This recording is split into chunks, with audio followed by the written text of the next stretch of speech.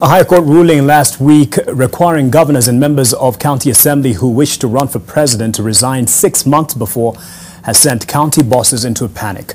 The ruling says there is an unbreakable link between nominations and elections, meaning the governors aspiring to vie for president have to step aside prior to the party primaries. Zainab Ismail reports that the ruling is being contested by legal experts and public officers. It is a ruling with monumental repercussions. Justice Weldon Korir directing that governors interested in running for president must resign 6 months before the general election.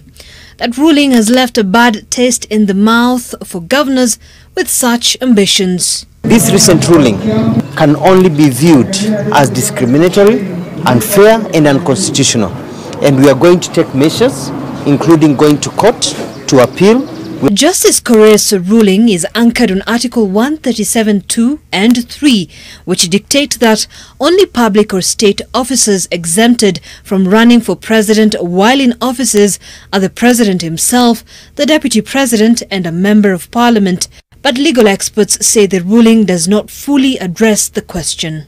That observation is what lawyers call an obiter. It is not the reason why the case was before Justice Korir. So it's not binding. It is indicative, but it's not dispositive. So somebody would not rely on that obiter or that observation as a reason to bar governors or deputy governors for running for president. But indicative in the sense that then somebody can move to court to get what you may consider as a guideline judgment, a definitive judicial pronouncement whether a governor is indeed barred from running for office of president, just like the MCA.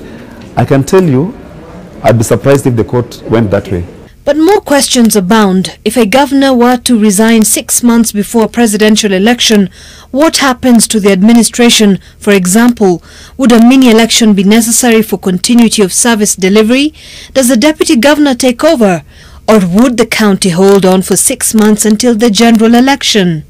It's unlikely that the High Court, sitting independently to examine the question whether a serving governor need to resign before they contest for presidency or not.